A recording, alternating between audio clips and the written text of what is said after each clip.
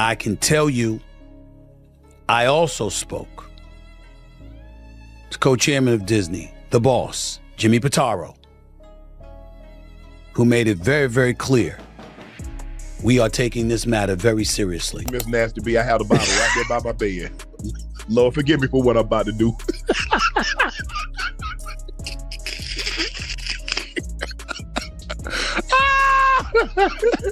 man, let me play it, Lord. I'm sorry. I'm up here fooling. See, you always on some bull jive. Shannon Sharpe just took one of the nastiest public L's we've seen in a long time, and no one saw it coming. One day, he's ESPN's main man, living large, raking in those fat checks, media darling status fully unlocked. Dude was thriving, then boom, out of nowhere, Disney and ESPN cut him loose like he never mattered. Cold, no build-up, no explanation, just gone. And this wasn't just a scandal, it was a full-on meltdown. Old lawsuits came crawling back from the grave. Backdoor deals started surfacing, and crazy audio recordings. Yeah, those started leaking all over the place. People inside ESPN turning on him fast, Disney execs scrambling to protect that squeaky clean brand image, contracts ripped up like receipts, Shannon's million-dollar media empire cracking beneath him in real time. And the wildest part, he didn't even see it coming, but instead of taking the quiet route and fading into the background, word is, he's furious behind the scenes. Insiders are whispering that Shannon's working on a revenge play so messy, it could blow up half the network. His name is trending, and if the rumors are true, he's about to drop a match on the whole thing and walk away as it burns. I can tell you, I also spoke to co-chairman of Disney, the boss, Jimmy Pitaro, who made it very, very clear we are taking this matter very seriously. And we are looking into this very, very closely. And once we gather as many facts as we possibly can, we will go from there. And that is all he said. And I can mention his name because I received his permission to say that. I don't know what that means. There's always been something about Shannon that didn't quite sit right with folks. People felt it, but they didn't really say anything. Why? Because it was Shannon Sharpe, a huge name, a black icon who made it all the way to the top, someone people respected, looked up to. But let's be honest now, Shannon's got heart, no question. But when it comes to making sharp, strategic moves, that's where the wheels start to wobble. Now, no one's taking away what he did on the field. The man gave over 30 years to football, lived it, breathed it, read the field like it was second nature. And when you stuck a mic or camera in front of him, he knew how to light it up. During his run with Skip Bayless on Undisputed, Shannon was everywhere. His memes practically carried Black Twitter through the lockdown. So when that gig wrapped up, it made all the sense in the world for Stephen A. Smith to scoop him up for First Take. No surprise, reports are coming out that Shannon Sharpe's career with Disney is over.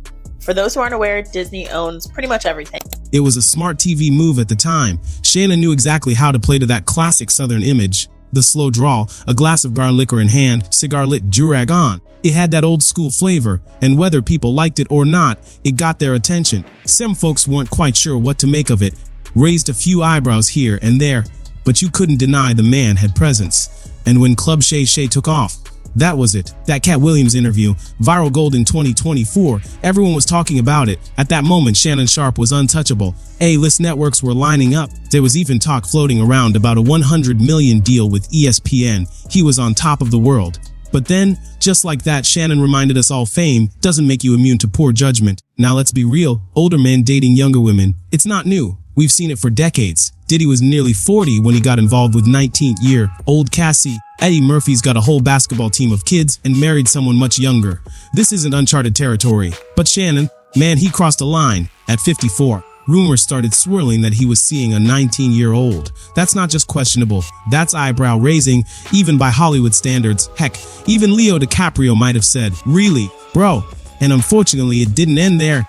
Things only got messier from that point on. This is all being orchestrated by Tony Busby, who has targeted Jay-Z.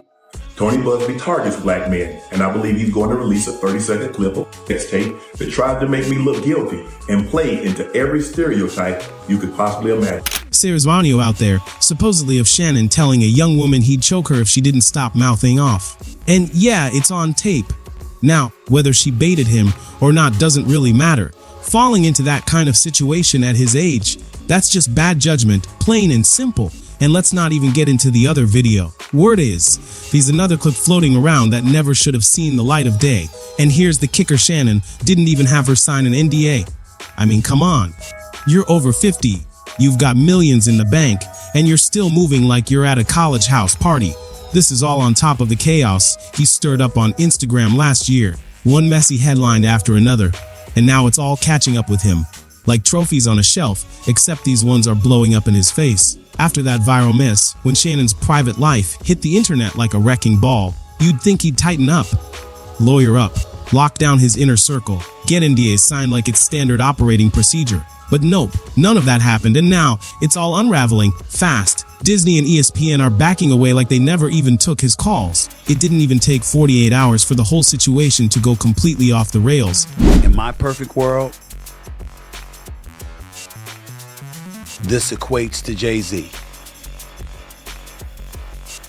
where the case ultimately dropped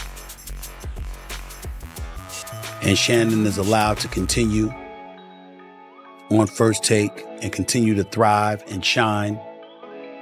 And not just that, and have an illustrious career in the podcast stratosphere, doing Nightcap with Chad Ochocinco, doing Club Shay Shay, and ultimately gets this $100 million deal that he was all over the news about to sign.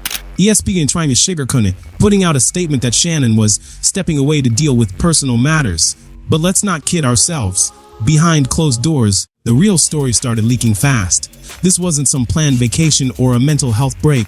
Word started circulating almost immediately that Shannon wasn't coming back, at least not the way he used to.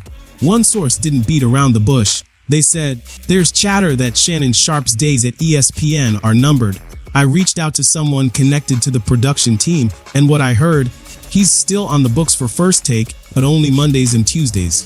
That's it. Any other day he's not on air. They're calling it a scheduled day off, but fans aren't buying it, not for a second. No time, so it's all saying the same thing. He's done. Well, now sure, ESPN stood by him during the first wave of drama, but this time, it's different. This mess is bigger, messier, and harder to spin. Even if Shannon didn't technically do anything illegal, people are starting to ask the real question. Why does a grown man, someone with decades of experience and a career at the top, keep ending up in situations like this? I'm looking for a sinner. I'm looking for a sinner. Send me Miss Nasty B. What her name was? The one that you got with your umbrella? Miss Nasty. Yeah. I'm looking for. I don't want nobody walking straight and narrow. When that lawsuit went public, it blew the lid off everything. All the skeletons Shannon had stuffed in the closet, they came crashing out fast and loud. And let me tell you, sick hat. The first thing to get dragged into the spotlight, his long-standing pattern of chasing after extremely young, racially ambiguous women, while simultaneously throwing shade at classy black women. But what really pulled the curtain back was how he handled a moment involving actress Yvonne Orji. Chad Ochocinco had tried to set him up with her. Yvonne, beautiful, successful, grounded, she lives by her values. She's celibate by choice, with real purpose and dignity. In other words, the kind of woman a lot of men claim they want. But Shannon, he laughed her off. Loud, dismissive, borderline cruel. It was uncomfortable and flat out disrespectful. That moment said a lot. It told people exactly the kind of woman he really goes after. And it's clearly not a strong, self-assured black woman who knows her worth. And once social media caught wind of the pattern, people started connecting the dots real quick. Enter Gabriela Zuniga, the woman now suing him. She's young, quiet, and white passing, right in line with the type Shannon's often linked to, but she didn't just accuse him of being controlling. She dropped serious allegations. Gabriela claims Shannon secretly recorded her without consent, ignored safe words, crossed serious lines, even when she begged him to stop. And when she tried to leave the relationship, that's when things allegedly turned darker. She says Shannon offered her $10 million to keep quiet, but when she refused and went public, he fired back, calling it a shakedown. Companies use a morality clause when they're hiring somebody or considering someone who's potentially going to represent the company in a public way. The purpose of a morality clause is to protect the brand at the end of the day. Everything has to come back to the bottom line, and they have to be able to know that what they put out there is reflective of the brand and what we call in the industry brand safe. Disney is widely known for being very strict and not playing around when it comes to the morality clauses that they put into their talent. Miss Nasty B, I have the Bible right there by my bed. Lord, forgive me for what I'm about to do.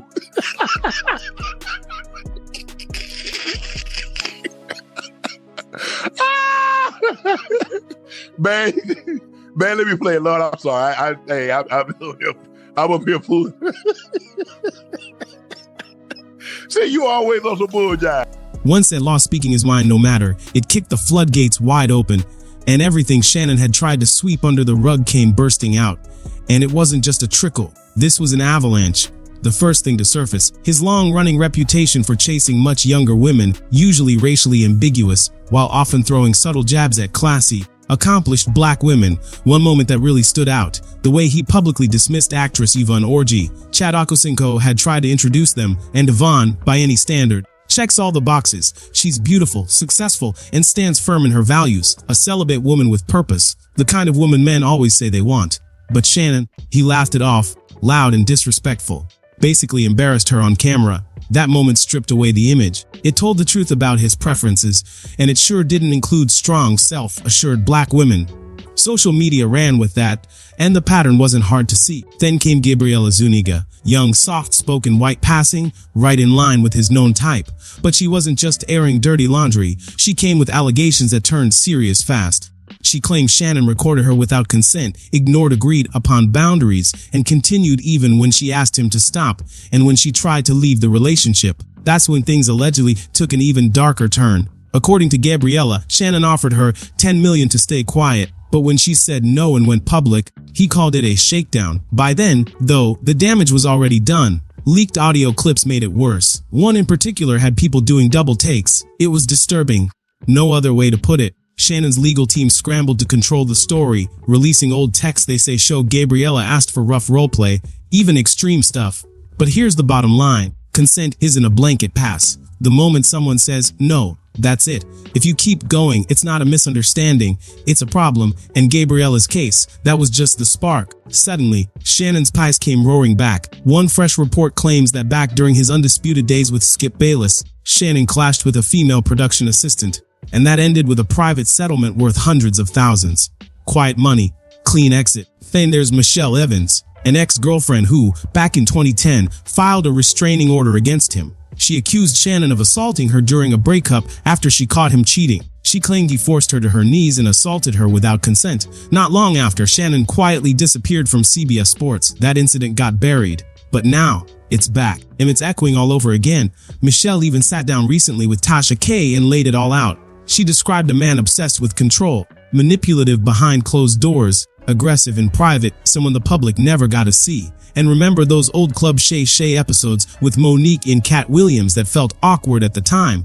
Go rewatch them now. Monique literally begged Shannon on camera to stop chasing women who were barely old enough to drink. She saw the red flags long before they turned into headlines. But let's not pretend Disney or ESPN suddenly grew a conscience. This wasn't about morality. It was about business. Insiders say it got loud inside those buildings, especially among women. While some female staff were being let go over small slip-ups, Shannon, facing far more serious allegations, kept showing up to work. That double standard, it didn't sit right, and people started talking lawsuits. Big ones, discrimination claims, hostile work environment, Me Too, level stuff simmering just under the surface. Disney saw the storm coming, and they did what they do best, protect the brand, loyalty. That's not the game. They care about sponsors, shareholders, and keeping that billion-dollar empire looking squeaky clean. Overnight, Shannon became a liability, and the kicker, he's still technically employed, even while facing heavier accusations than some folks who've already been fired. Disney knows the clock's ticking. If they don't act fast, they're staring down a PR nightmare, and maybe a legal one too. So they tried to frame it nice and tidy. He's stepping away until football season. But let's be honest, that's code for he's not coming back. And even if he does, that stain's not coming out. His reputation's taken a hit. His brand is bruised. And the whole situation, it's just sad. Shannon had all the pieces to build something huge, maybe even bigger than Stephen A. He had the charisma, the fans, the presence. He could have created his own sports media empire. Now, he's not chasing greatness. He's scrambling to salvage what's left of his image. And Stephen A. Smith, he's out here looking like the most uncomfortable man in sports media. Let's not forget, Stephen A. lobbied hard to bring Shannon to First Take. He vouched for him, told the suits it'd be ratings gold, pushed hard to make it happen. Now he's in cleanup mode, no more big smiles on camera, no more hype. He's backing away, slowly, trying not to get caught in the fallout. But it's too late. The mask is off, and the internet, it's flooded with receipts, tweets, clips, leaks. You name it, the warning signs were always there. We just ignored them because Shannon was funny. He went viral. He felt relatable. But behind the charm, the cigars, and the gym selfies, there was a man moving reckless, breaking rules, burning bridges, acting untouchable. Well, the fire's here now, and it's burning everything down. Shannon thought fame would protect him, that he was too polished, too popular, too beloved to fall. He thought chasing barely legal girls and shading proud black women would never come back to haunt him. He thought NDAs and hush money could keep the skeletons quiet. But karma doesn't cash checks. Now, that empire, it's collapsing fast. And here's the wild part, we're not done. Word is Gabriella's team is just getting started. More audios coming, more screenshots, maybe even full videos. Yeah, videos. And rumor has it, Shannon's not the only big name in those files. If you think this scandal's wild now, buckle up, because the next name to drop might flip the entire sports world upside down. If you've made it this far, you already know what to do. Smash that like button, drop a comment, hit subscribe, and turn on notifications so you don't miss a thing. Catch you in the next one.